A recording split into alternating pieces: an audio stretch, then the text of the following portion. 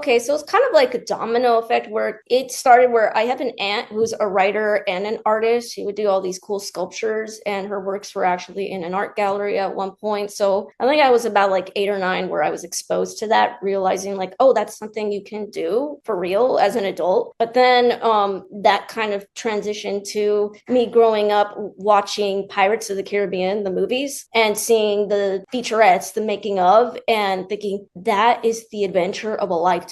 How do I do that? And then from there, I pursued different mediums. So I was studying concept design because I love to design like characters and monsters, especially, and then taking acting classes for mostly theater and then film. And then finally, the next domino was finding my niche. What do I do within that that's different than everything else? And for me, I was getting a little disenfranchised because I was tired of being cast to play like these kids. Like, you're going to be this like teenager doing drugs, or you're going to be this whiny little sister. I didn't want to play that anymore. And I was thinking maybe acting's not for me. I don't like any of these roles. I wanted to be badass. I wanted to be like Angelina Jolie in Tomb Raider. Like, I wanted to like kick ass and look awesome while doing it. But I'm 4'9". So they're also like blew my chances of ever being a Bond girl. But I realized that I have a thing for characters that are not human. And what kind of proved that, the next domino, was I was asked to play Samara, the little girl from the Ring, at my old elementary school's haunted house. And I was in high school, but the teachers remembered me and they called me in because they said, hey, our little girl, she got sick. You're still petite. My hair at the time was like almost down to my waist. So they didn't have to get a wig. They said, could you play her? And for some reason, instead of me just saying, yeah, and going with it, I rewatched The Ring and studied the performance, however brief it is. And I got into like the physicality of it. And then I realized like, I want to do stuff like this. And then